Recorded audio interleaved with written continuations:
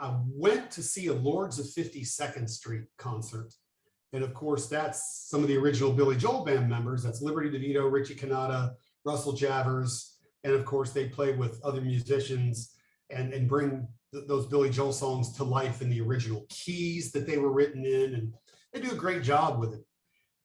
And I had met Richie Cannata backstage, just in passing. It was really a loose meeting. So I roughly knew who he was, and he roughly knew who I was. And I was probably the guy hanging around backstage that he didn't probably understand why I was there, other than the fact I was Liberty's friend. So fast forward a few months, and I said, hey, Liberty, do you have any idea where we could do this work in New York? And he said, yeah, Cove City Sound Studios. Richie owns it. Got it. And I'm like, well, do you think, he'd like to have us? And he went, let me get with them and I'll call you back. So he gets with them, and he gave me Richie's cell and gave me carte blanche to give Richie a call. So I did. And Richie was like, yeah, Richie's a tough New York guy. I mean, Richie is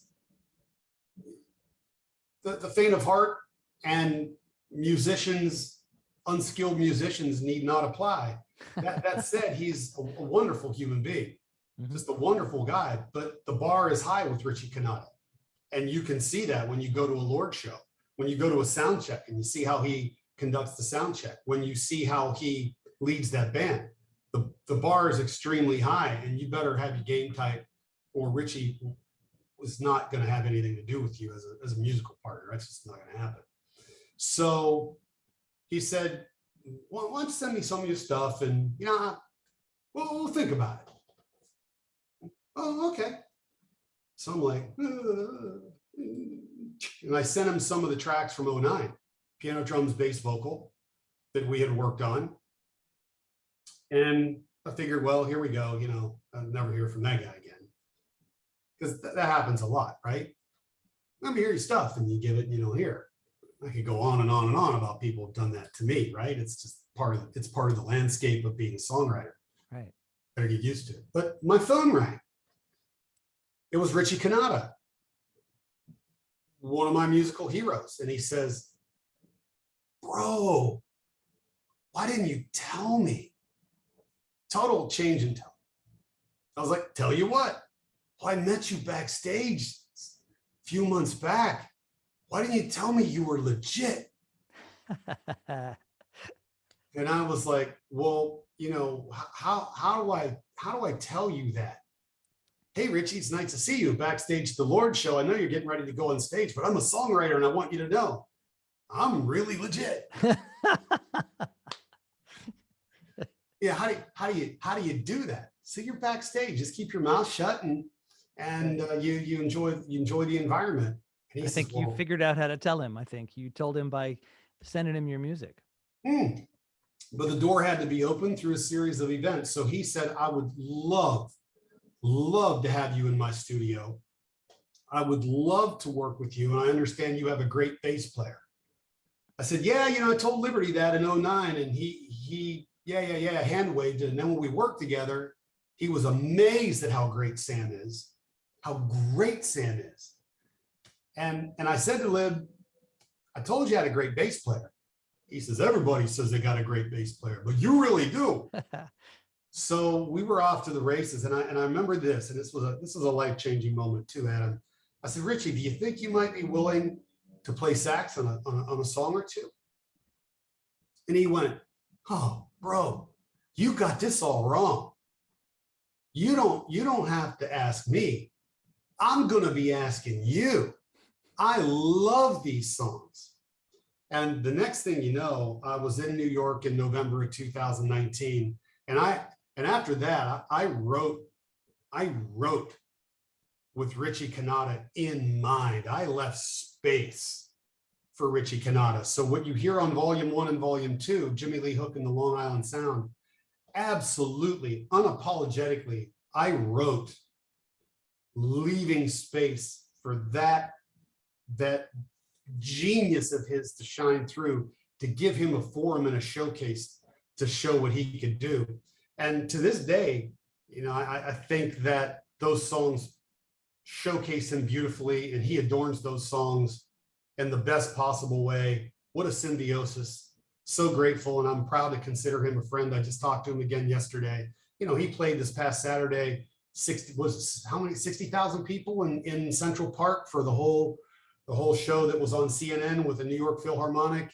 Yeah. And Richie brings the same passion to playing the Star Spangled Banner for his local Little League as he does playing for 60,000 people with the New York Philharmonic. And man, did he bring the heat to my songs. And he's awesome, and I love him, and I'm grateful to him and Liberty and Sam. Well, I want to vouch for your recordings. They are just wonderful to listen to. The band sounds great, and of course they do. But just because you have fantastic players on your recording doesn't mean they're going to sound great. And they do. And I want to talk about your old school approach, because I think this is part of it. First of all, you know this, but the audience may not. Billy Joel's producer, Phil Ramone, really saw to it that the band got to do the basic tracks live all together, because he could tell that was Billy's jam. That was what was going to make the songs work. And that's where the energy to those mid-life albums come from. You've picked right up on that. And those guys, of course, who like to record that way must have liked to record like that with you. Yeah, you're right, Adam. That's true. And the other thing that Phil did, I'd studied some of the stuff he did, and Gus Dudgeon did the same thing for Elton, was this. Back in the day, those guys both played and sang at the same time. And I can't overstate the importance of that, because there is a symbiosis that occurs between the hands and the voice, that if I'm playing and singing at the same time, I'm leaving space in the piano for the vocal, and I'm leaving space in the vocal for the piano. And the test for me was this. I recorded some music playing and singing at the same time. Then I recorded the same song where I would play it and then sing over it separately. When I play it and sing it at the same time, I could play those tracks back and mute the vocal and just listen to the piano. And the piano sounded all sort of choppy. Not any way like it would sound if I just played it myself and sang it, or I'm sorry, if I just played it alone. Yeah. It sounded choppy because my vocals were fitting into the spaces that I was leaving. And I was like, that's fascinating. Symbiosis, hands and voice and breaths and pauses and a human feel. And when you add that with being able to eye your drummer and being able to eye your bass player and being able to eye your guitarist, and sometimes just on the cuff go, boom, I'm not going to play at all. And those guys are going to play. And then glissando and play, and you catch that lightning in a bottle, magic happens. So yes, no click tracks. They are something I just don't do. I do not want a computer metronome in my drummer's headset telling him what he can and cannot do. So that drummer needs to feel free, as Liberty says, you guys do this and I do this, and you're kind of catching up and back, and I'm this. I want him to feel free to take us on that musical journey, and for us to look at each other and have that pregnant pause where you can feel it all coming, then it does. And we just catch so much lightning in the bottle that way. Mistakes that we make that sound good that we keep. That if you scrub things and you do things to a click and you put it on a grid and you cut and paste drum beats and you take the vocals and you cut and paste the chorus and you put it to the other chorus and you cut and paste and you sanitize everything and you quantize everything, and then you hit the vocal with auto tune and you fix all that. Well, like Richie says, you've blown out the candles and you've turned on the fluorescent lights, and that's not what my music sounds like. So our old school methods, our brand new songs recorded old school ways, no click tracks, with no computer drum beats, right? No click tracks, no auto tune, real artists playing real instruments in real time. So one of our interviews was with a man named Tom Wehrman, who produced Cheap Trick and Poison and Motley Crue. And what he told me, this is interesting. He said all the bands he produced wanted to do this. They all wanted to come in the studio and record live. And what he told them was, go ahead and try it and see how it goes. And they all failed at it. They would come in and they would make all kinds of crazy mistakes, and it just wouldn't sound like they thought it was going to sound. How did you succeed at this when Motley Crue and Poison failed at it? So I'm not going to say anything negative about Motley Crue or Poison because, you know, those guys, they've had commercial success beyond anything I've ever done. And they also, they have some songs I really like, right? So they did what they did, and there are things that they were able to do that I would never be able to do, right? Motley Crue and the other bands that maybe couldn't record the way we did, they've done things Jimmy Lee Hook and Jimmy Lee Hook of the Long Island Sound wouldn't be able to do. But how did we do it? And the answer is this. There's just the chemistry there. Sam Hudnell and Liberty DeVito are lockstep. And Sam Hudnell and I are lockstep. And Liberty DeVito and I are lockstep. So when you have this magic, and Liberty just knows what it's like to play with a piano player who sings at the same time. And don't get me wrong, I've got to be locked and loaded when I go in there. I've got to be ready. But we have a methodology that we use of doing things and a way of doing things. Not only did we do it, Adam, but we recorded at least 3 songs a day that way. And we didn't sweat it. Well, were you rehearsing like crazy before you went in there? With them or alone? With them. Never.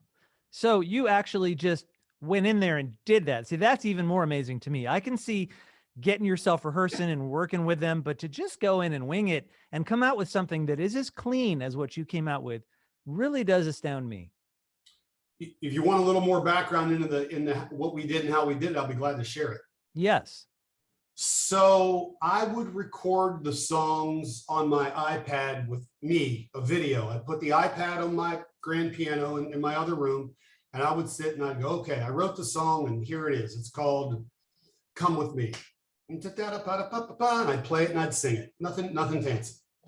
And then I would have a lyric sheet and I would email the lyric sheet for all the songs we're going to work on. Okay, we're going to work on 12 songs this week. I email the lyric sheet and the video for one song, and I send it to all the players. Then I email the lyric sheet for the second song and the video and the lyric sheet for the second song and the third song.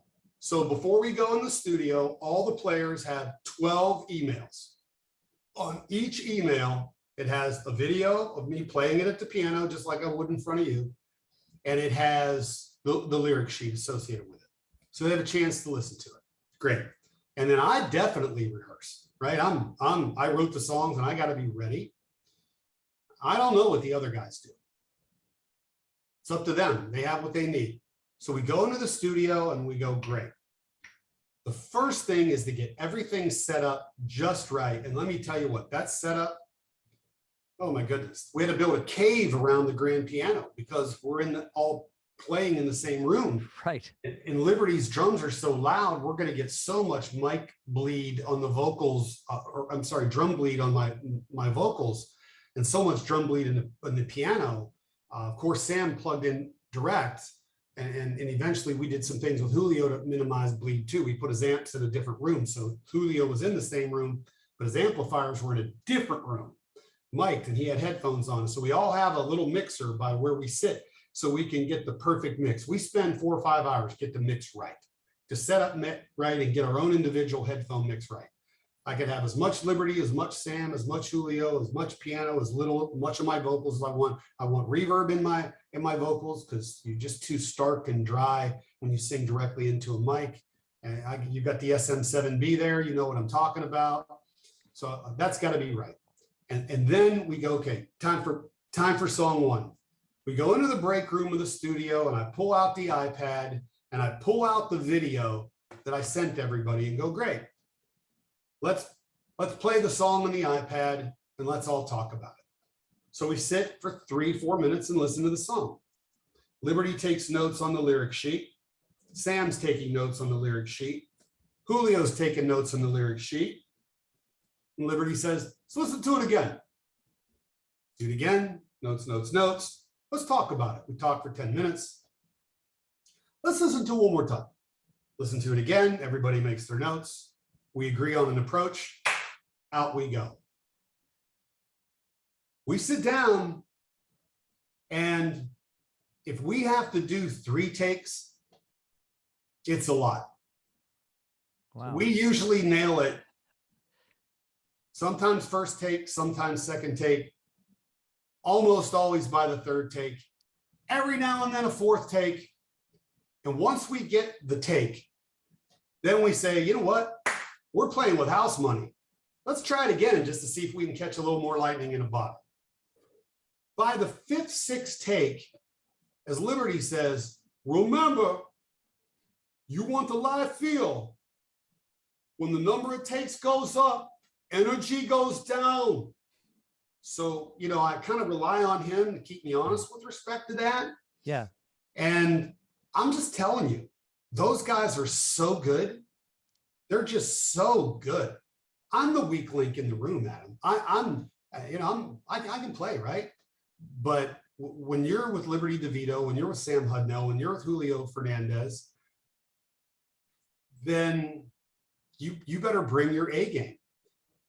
Those guys just nail it. Sam Hudnell, mistakes?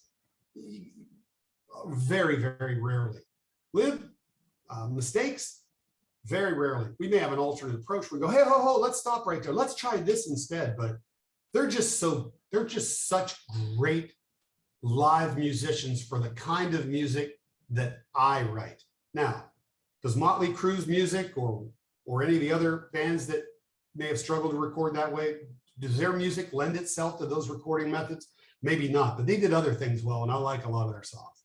Yeah, no, I think you've done a great job of explaining. I'm going to take a weird segue here. This is still relevant, but you may find it a bit of a surprise. Now, you haven't mentioned the fact, except for the fact that you were an engineer for Shell Oil, you haven't mentioned the fact that you were a math major in college and that you love math. And I also love math. I'm terrible at it, but I have continued to study it throughout my life because I love what it's done to my mind and my thinking process. Yeah. So tell me, how does your mathematical ability fit into this wonderful way you have of calculating and doing everything for these guys so that it's ready to pop? It doesn't. You know, it just doesn't. I know that sounds odd. The engineering background does. The math background doesn't. I'll try to explain it as best I can. So I have a degree with a major in mathematics, and I did teach high school for a couple of years. And then I got a degree in mechanical engineering and went to work for Shell. So the math, it's kind of separate, Adam. It really is. But then you look at Sam Hudnell, where he doesn't really have much of a math mind at all. Math is not his thing. He's got gifts in so many different ways, but math isn't particularly one of his gifts. However, when it comes to music, I'm not mathematical at all. There's a whole creative switch that takes over, and it's more emotional, and it's more, I hate to use the left brain, right brain thing, because I don't know that those hemispherical theories are actually accurate, but just for sake of discussion, it's whatever side of the brain. There's a switch kind of that goes there. For me, it's not mathematical at all, but for Sam, it is. That guy, that's the irony. I'm a math guy, but I don't approach music mathematically at all. He's not a math guy, and he does approach music mathematically. He's able to throw a math switch in his head and do a calculation. And I go, you know what, Sam, we're playing this live show tonight, and I don't think I have the chops to do these songs like this. I'm going to step a half step down on my digital piano. Can't do it on a grand piano, right? But I'm going to step a half step down for the whole show tonight. Well, at least where I don't have to play harmonica or something like that. And are you good with that? He's like, I'm good. Yeah, no problem. He's able to do a calculation in his mind. Same thing with acoustic guitar. Tell him the key you want it, and he just does the calculation and he's able to play it. And for him, it is a math switch. For me, no. Huh. That is interesting. Well, I'm glad. Engineering, yes. Math, no. Engineering, yes. Well, okay, I'll believe that then, that there's the organizational aspect of math, the way, you know, things really have, it matters the sequence you say, you do things, it matters, you know, that you make sure you cover all your tracks and dot all your I's and T's. You can't leave anything out. So I write lyrics a lot like an engineer, and I'd like to think that maybe a little Stephen Schwartz has rubbed off on me. You know, my songs are structured.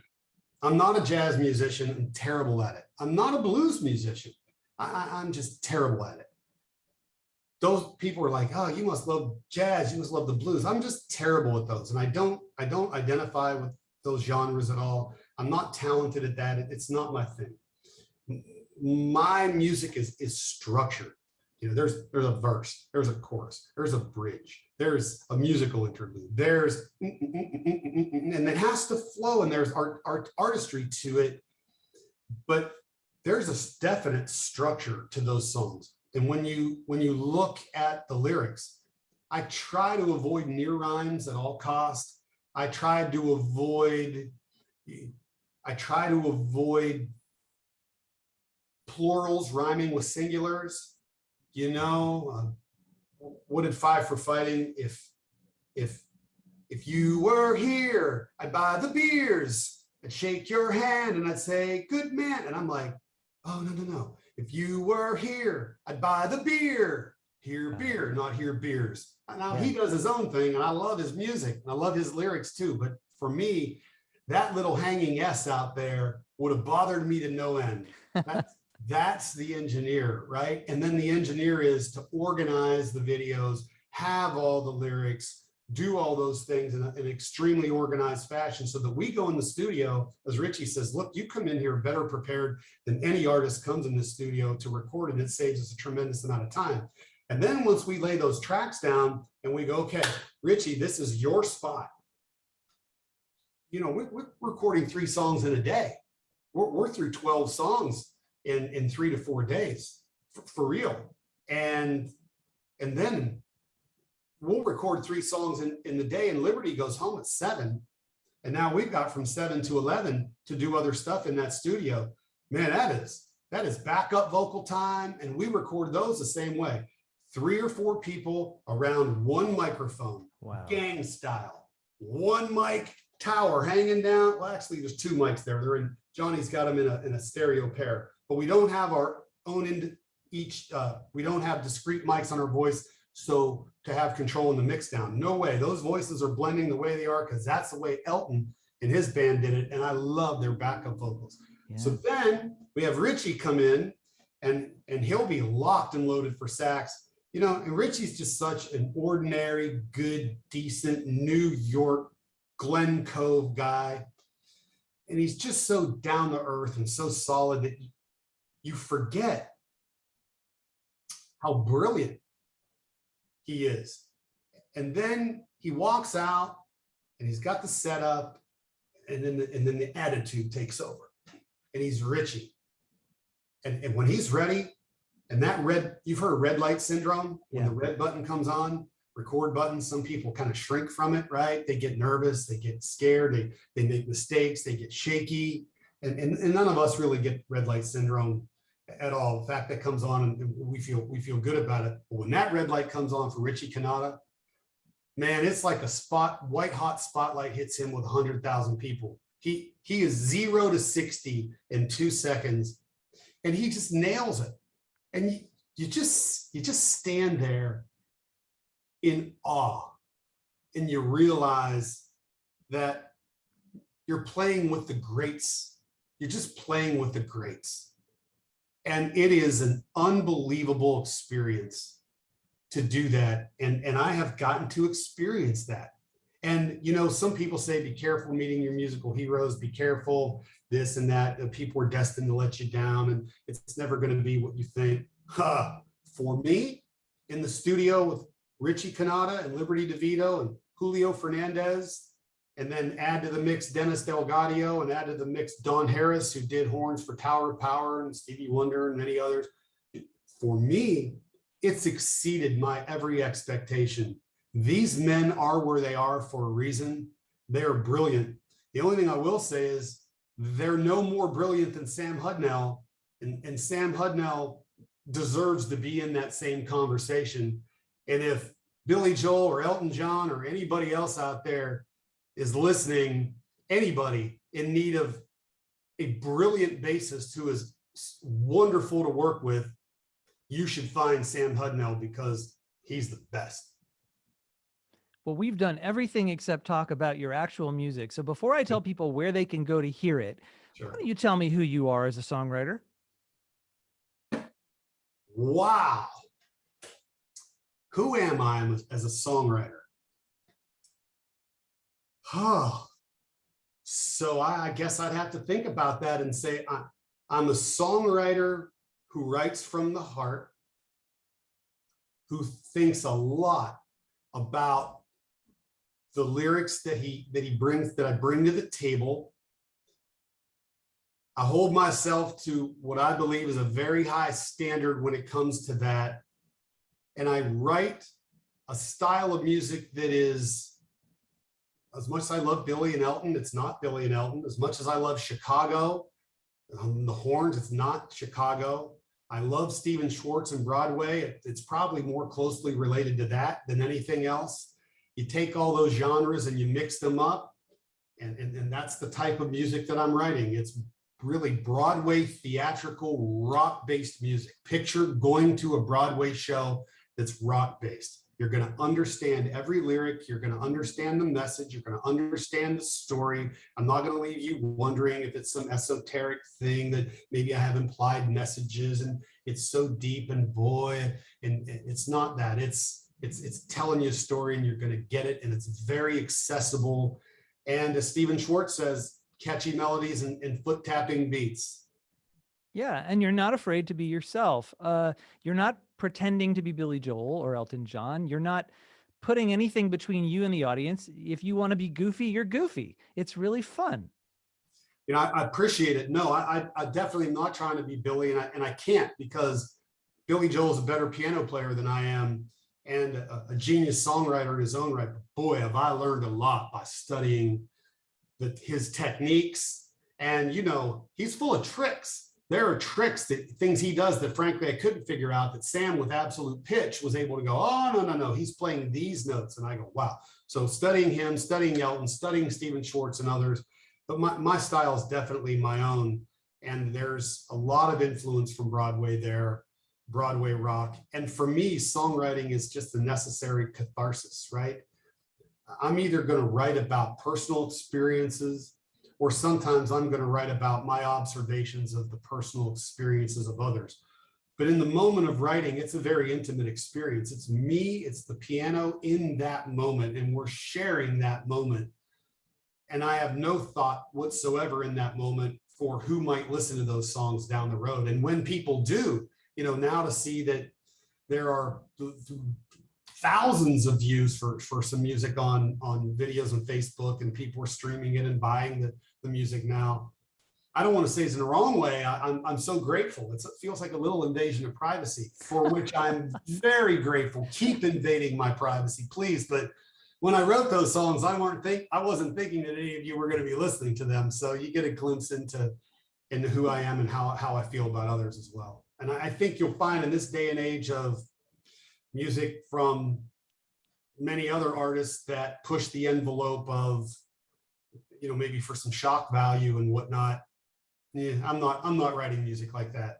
It's PG at most, and it's more about.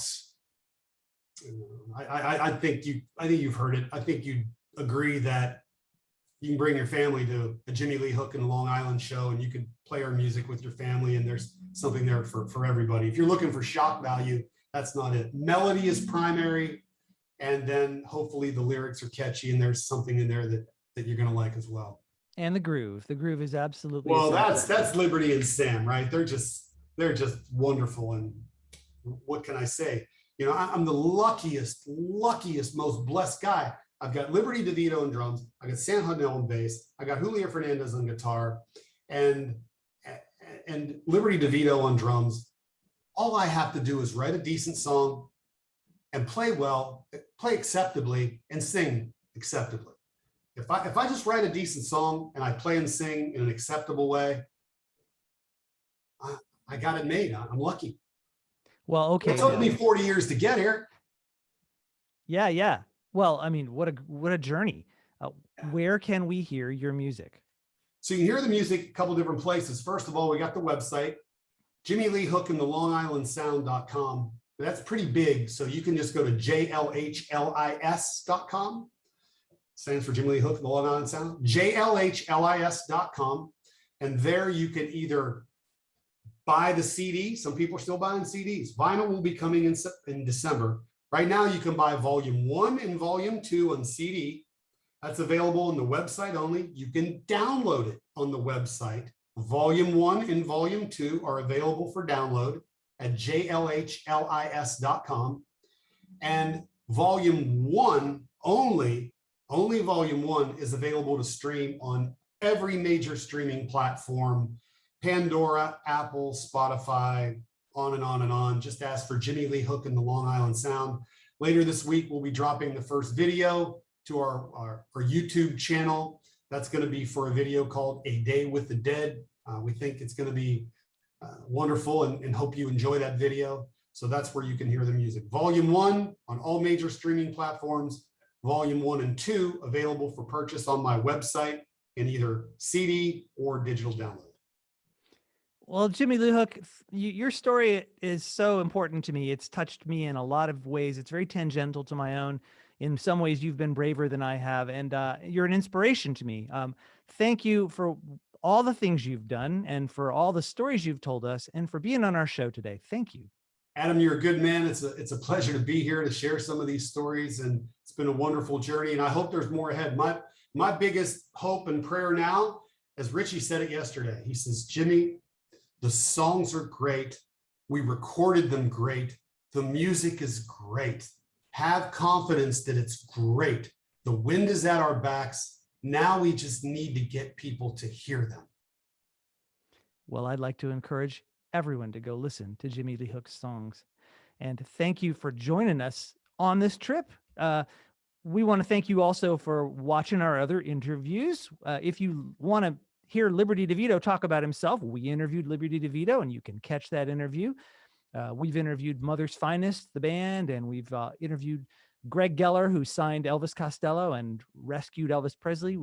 We hope you'll check out our other videos. Please like them. Please subscribe to our channel. We just love hearing from you. Everyone, thanks for joining us on this one, and we'll catch you next time.